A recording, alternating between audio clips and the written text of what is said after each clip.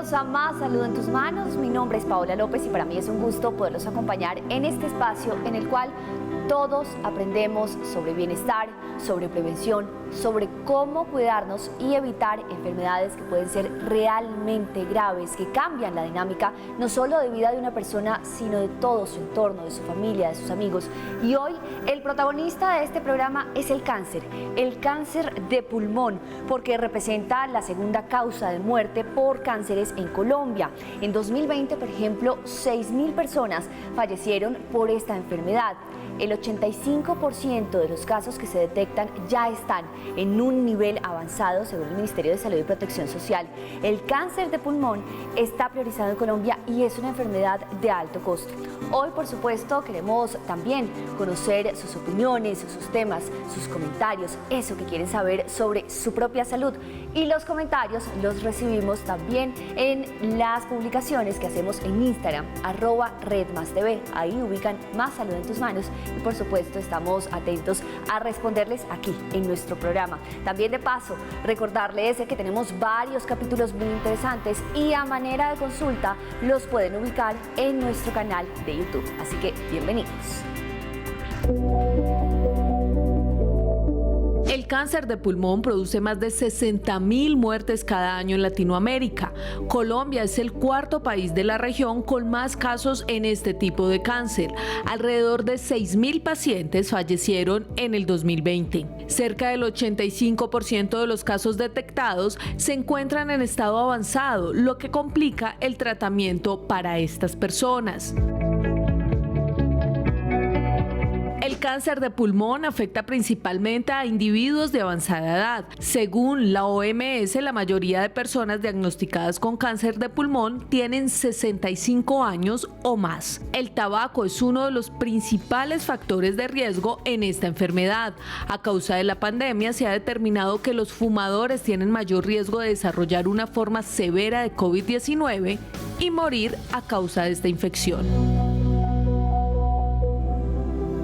Y como siempre tenemos especialista invitado en este espacio para que responda a todas esas inquietudes, porque por sencillo que parezca el tema o las inquietudes, todas las respuestas son necesarias si se trata de prevención. Entonces les quiero presentar al doctor Shander Tovar. Él es especialista del área de enfermedades oncológicas para Bristol Myers Squibb. Y justamente, doctor, con la bienvenida, quiero que rápidamente nos hable del panorama en pandemia. ¿Sucedió que con el cáncer de pulmón se incrementaron los casos, se mantuvieron iguales?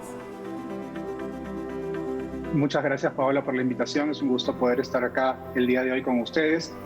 Realmente lo que ha sucedido con los pacientes con cáncer de pulmón durante la pandemia ha sido varias situaciones paralelas. Digamos, estamos viviendo una situación completamente excepcional debido al COVID-19.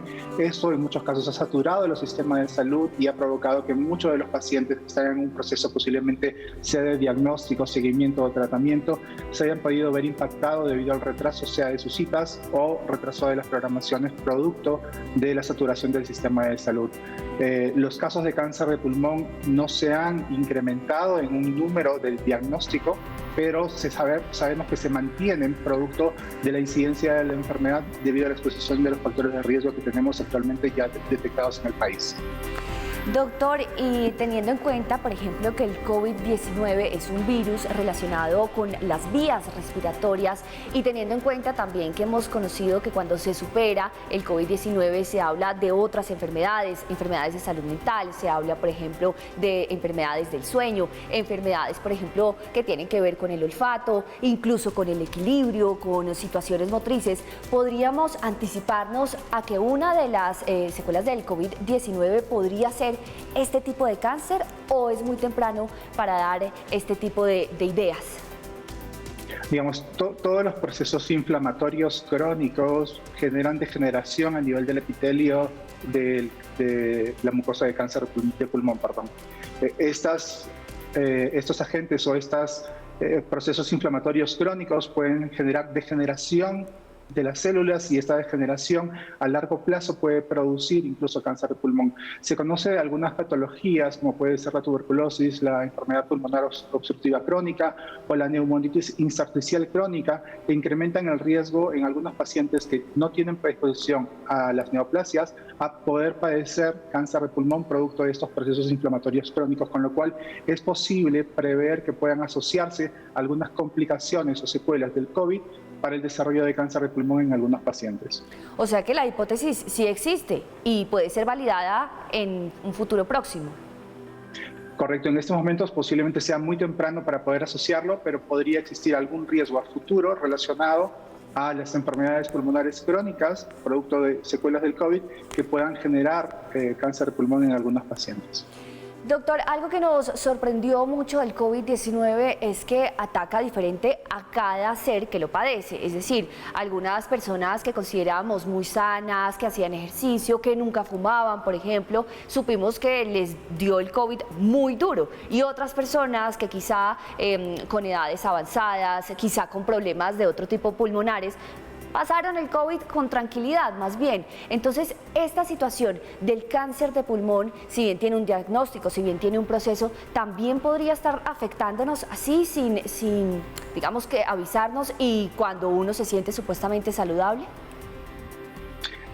Bueno, el cáncer de pulmón, tú lo has comentado al inicio del programa, realmente, lamentablemente, la mayoría de los pacientes son diagnosticados con una enfermedad avanzada. Más del 80% de estos pacientes están diagnosticados con una enfermedad avanzada. Y lo que sucede con la enfermedad avanzada es que cuanto más avanzada realmente la enfermedad, mayor cantidad de síntomas puede provocarnos debido sea al compromiso o a la expansión de la enfermedad localizada en otros órganos posiblemente. Esto es muy diverso paciente a paciente, pero se conoce que dentro de los síntomas y signos más frecuentes de estos pacientes con cáncer de pulmón se encuentra la tos en más del 50% de los pacientes, la hemoptisis, que es la presencia de sangre en el esputo o en la saliva, que también está muy frecuente en 1 de cada 3 pacientes aproximadamente, la dificultad para respirar, que también es una de las características relacionadas al cáncer de pulmón, el dolor de pecho y la baja de peso, aproximadamente de un 10% del peso corporal del paciente se ve relacionado con estas características. Algo que sí sabemos en muchos casos que los pacientes que usualmente no tienen ningún tipo de seguimiento o chequeos, en el momento que ellos son diagnosticados de cáncer de pulmón, aproximadamente presentan 1 o más síntomas de los que te acabo de mencionar que están relacionados al cáncer de pulmón, con lo cual es muy importante que cada una de las personas acuda a sus chequeos médicos o chequeos de salud para que de alguna forma puedan ser evaluados por un médico y puedan diagnosticarlo de forma muy temprana dentro de lo posible. Y a propósito, doctor, del diagnóstico temprano, pues hablemos de esos síntomas, no cuando ya está la situación avanzada, sino para prevenir realmente. Y el consumo de tabaco, que es otro de esos puntos claves a tener en cuenta. Eso después de la pausa.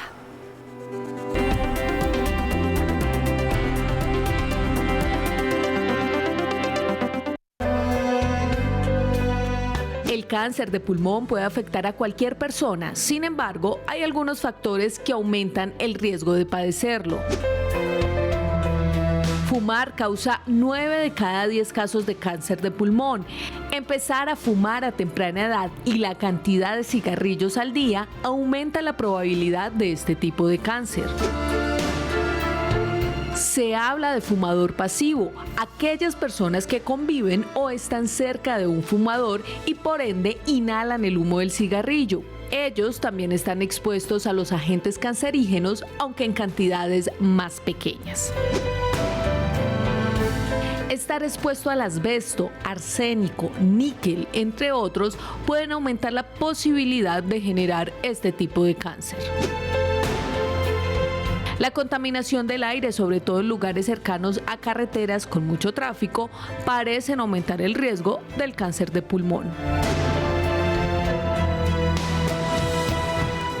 Y seguimos con nuestro invitado. Shander Tovar. Él es doctor especialista del área de enfermedades oncológicas para Bristol Myers Squibb. Y justamente, doctor, a propósito de la nota que veíamos sobre los síntomas, hemos conocido siempre que la principal causa es el consumo de tabaco o fumar, y que el entorno también se afecta porque se consideran fumadores pasivos. Pero uno podría creer que por las campañas publicitarias que se han hecho, por los trabajos que se han hecho respecto al cáncer de pulmón, pues el consumo de tabaco ha disminuido. ¿Eso sí es tan cierto o no tanto?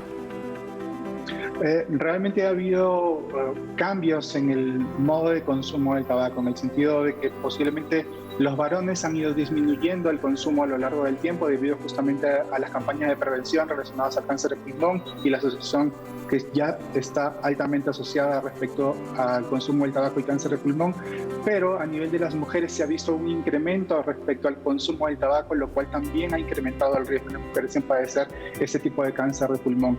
Algo que también ha sido muy interesante dentro de lo que hemos podido conocer y aprender en todo este proceso es que la susceptibilidad a los efectos cancerígenos del humo del tabaco posiblemente sea mayor en mujeres que en hombres, con lo cual ha sido un cambio respecto a las características, como te comentaba, de cómo se ha venido consumiendo el humo del tabaco o se ha consumido el tabaco de por sí en esta realidad actual. Las mujeres entonces más susceptibles a estos síntomas. Doctor, otra inquietud que tiene que ver con una nueva normalidad y es el uso del tapabocas, y podríamos también creer que el uso de tapabocas ha disminuido el contagio de otro tipo de virus, incluso ha desalentado pues a los consumidores de tabaco y a consumir ese humo, digamos, de los otros fumadores, cuando se es lo que han llamado fumador pasivo. ¿Eso también está funcionando? ¿El uso del tapabocas en algo ayuda? No es algo que se haya estudiado, pero definitivamente es una hipótesis interesante debido a que obviamente todos estamos usando mascarillas cuando salimos, con lo cual posiblemente el consumo en número posiblemente de paquetes por día de tabaco puede haber disminuido debido a que no es muy frecuente poder ver actualmente personas fumar en la calle debido al uso de la mascarilla. Es una hipótesis, pero realmente no está probada en este momento. Doctor, cuando ya usted nos cuenta que, bueno, que las mujeres han incrementado el consumo de tabaco y probablemente son más susceptibles, también hay otro grupo de personas que son más afectadas por el cáncer de pulmón, y lo veíamos también en la nota introductoria, las personas adultas. Y no solo el tabaco es una de las causas. ¿Por qué este segmento de la población se ve más afectado por el cáncer de pulmón? Porque ya todo su cuerpo, digamos, está desmejorando, por decirlo de alguna manera. No, realmente se da por lo que te comentaba al inicio, que realmente existen procesos crónicos inflamatorios y estos procesos crónicos inflamatorios influyen en el proceso de replicación celular, que lo vuelven de forma anormal y hacen una multiplicación mucho más rápida de las células y justamente producen los tumores. Entonces es una cadena de secuencias que una toxina produce una alteración celular, la reproducción celular se ve modificada en número y en calidad, y finalmente se pueden producir en esos casos los cánceres de pulmón. Con lo cual la exposición crónica a procesos inflamatorios, pueden ser sustancias, tabaco o alguna causa, como lo mencionaste, incluso la exposición ambiental, que también puede estar relacionada con el desarrollo de cáncer de pulmón. Doctor, volvamos al tema de los síntomas, y siempre cuando se habla de cáncer en general, de todas las enfermedades, se habla de prevención, de llegar a tiempo a detectar este tipo de enfermedades. ¿Cuáles podrían ser esos síntomas sencillos que incluso de pronto en esta época estamos confundiendo con el COVID o con las secuelas del COVID? Claro que sí, Paola. Como te comentaba, realmente lo que nos sucede en nuestra realidad es que la mayoría de los pacientes son diagnosticados en enfermedad avanzada, con lo cual en la mayoría de esos pacientes se va a detectar algún síntoma relacionado a esto. El caso contrario sucede en los pacientes que tienen cáncer de pulmón con enfermedad temprana. Quiere decir que realmente la enfermedad puede estar localizada únicamente. Esos pacientes, en la mayoría de ellos, se trata de un hallazgo incidental cuando van a hacerse un chequeo, una evaluación médica o un control de rutina, donde el médico, mediante algunos procedimientos o ayudas diagnósticas, puede tratar de evaluar y ver al paciente si es que tiene o no este cáncer de pulmón. Los pacientes con enfermedad avanzada, que es nuestra realidad, que es la que vivimos tanto en Colombia como en todos nuestros países en Latinoamérica, es que la mayoría de nuestros pacientes llegan a enfermedad avanzada con síntomas y complicaciones relacionadas justamente a la enfermedad, sea producto de la enfermedad misma o de las complicaciones relacionadas a la expansión de la enfermedad en otros órganos. Va a depender un poco de qué órgano puede estar, perdóname, solo un complemento a esto, que va a depender realmente qué órgano pueda estar comprometido también, producto del cáncer de pulmón, que pueda provocar esos síntomas. El cáncer de pulmón tiene mucha afinidad a nivel del sistema nervioso central o del hígado, con lo cual puede haber algunas alteraciones relacionadas con el avance de la enfermedad que puedan provocar síntomas a nivel del sistema nervioso central o alteraciones bioquímicas, por ejemplo, a nivel de la función hepática. Y a propósito de estas situaciones adversas alrededor del cáncer de pulmón, la mortalidad, hablemos si existe algún porcentaje, porque hemos escuchado que también hay otros tipos de cáncer, que son más sencillos de superar, que no necesariamente hacen metástasis, o esto de qué dependería en el caso del cáncer de pulmón. Eso está directamente relacionado al estadio en el cual podamos detectar la enfermedad, o sea, el compromiso. Si la enfermedad está localizada, locorregional o enfermedad avanzada, estas características realmente nos brindan a nosotros mediante datos epidemiológicos y estadísticos la probabilidad de poder estimar la sobrevida de estos pacientes. Cuanto más temprano es diagnosticado un paciente y obviamente recibe el tratamiento de forma mucho más temprana, mayor posibilidad o probabilidad de poder vivir a largo plazo tiene. Cuanto más tardía es el diagnóstico de la enfermedad, lamentablemente se reduce la expectativa de vida de estos pacientes debido a las complejidades producto del avance de la enfermedad. Doctor, y cuando hablamos de esa prevención y de esa detección temprana, ¿de qué exámenes podemos estar hablando? Eso me lo responde después de la pausa, que ya nos toca correr con el tiempo.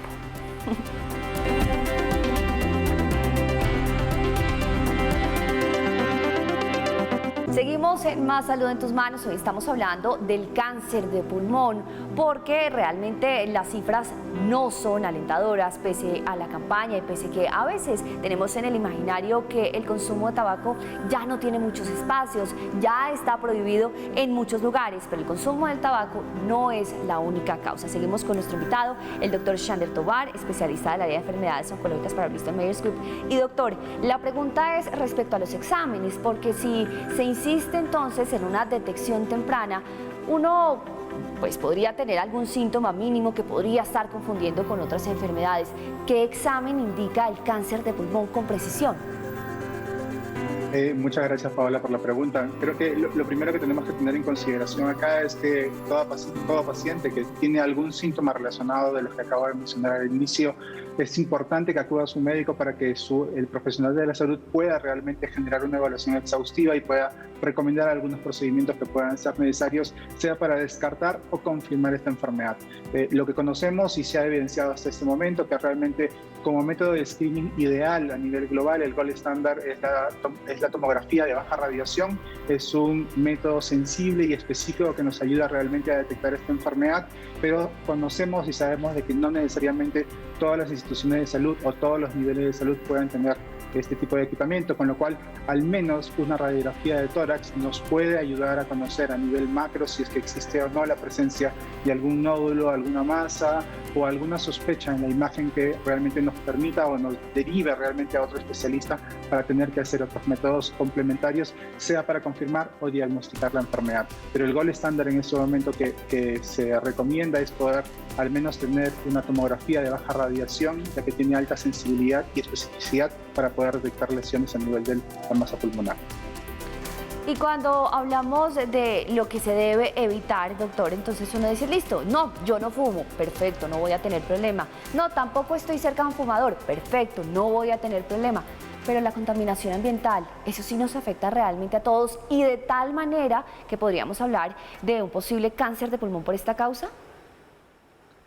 Lo que se ha demostrado y se ha estudiado en múltiples regiones es que la contaminación ambiental está asociada mínimamente con el riesgo de desarrollar cáncer de pulmón en un 1-2% de los casos. Realmente se ha visto estudios epidemiológicos respecto a esto, uno de ellos incluso en otra región como en Europa, 300.000 pacientes que fueron evaluados en un estudio donde se vio que existía un riesgo para las personas de desarrollar cáncer de pulmón en las zonas donde justamente existía mayor contaminación ambiental, con lo cual es importante también tomar medidas de prevención respecto a la protección, el uso de mascarillas preventivas que puede ayudar a la minimización justamente de la aspiración de este aire que puede estar contaminado. Adicionalmente, en Colombia se ha visto que se han publicado algunos estudios relacionados a temas de contaminación ambiental y la frecuencia de la atención de emergencia de estas personas que viven en estas zonas con mayor contaminación, donde se ha visto el mayor riesgo de enfermedades cerebrovasculares, enfermedades respiratorias e igualmente enfermedades cardiovasculares. Doctor, y hablemos de otro segmento de la población fumadora y es aquella que ahora está dedicada a los cigarrillos electrónicos. ¿Sí son dañinos, son perjudiciales? ¿Sí son un cigarrillo? ¿Sí tienen tabaco? ¿Sí tienen nicotina? Existen muchos factores confundidores respecto a esto. Muchos de los cigarrillos electrónicos tienen nicotina, con lo cual ya es un agente carcinogénico y existe la posibilidad de poder desarrollar el cáncer debido a esta sustancia que tiene. Hay otros que no necesariamente lo tienen, pero no se han estudiado muy bien. Por eso te comentaba que existen muchos factores confundidores en este contexto. No está probado científicamente al 100% que exista una correlación, pero en los casos que estos cigarrillos electrónicos contengan nicotina o algún componente muy similar al del tabaco, realmente sí existe la posibilidad de que puedan estar desarrollando cáncer de pulmón producto de esa exposición o consumo de estas sustancias. Y ese ejercicio, doctor, podríamos denominarlo ejercicio del vapeo, el vapear, ¿ese ejercicio es nocivo o no es nocivo para las vías respiratorias en general? Hay algunos estudios en Estados Unidos donde se ha visto que hay algunos pacientes que están desarrollando complicaciones pulmonares producto del vapeo debido a que produce atelectasias o bronquiectasias a nivel del intersticio pulmonar. Quiere decir que algunas zonas del pulmón pueden colapsar o incluso estirarse y no recuperar su función regular, con lo cual estos procesos a largo plazo, si son crónicos, podrían generar cáncer de pulmón debido al proceso inflamatorio que puede desarrollar esta condición. Doctor, saliéndonos un poquito del tema del cáncer de pulmón y aprovechando también la coyuntura que lo tenemos a usted respecto al uso del tapabocas, el uso constante del tapabocas, el uso de un tapabocas sucio, uno prolongadamente pues debería estarlo cambiando, pero a veces se nos olvida, a veces se nos pasa, nos lo quitamos, comemos, nos lo ponemos, nos quitamos y otra vez nos lo volvemos a poner el mismo tapabocas. ¿Eso es nocivo? Lo que sucede no es que sea nocivo, realmente el tapabocas tiene una función y conforme viene el desgaste va disminuyendo la función que es justamente el filtrado de partículas o el filtrado de virus en estos casos, ¿no? Lo que va a suceder con estas personas que reutilizan las mascarillas, que han perdido su condición, puede ser que realmente no estén recibiendo la protección que necesitan para justamente minimizar cualquier exposición.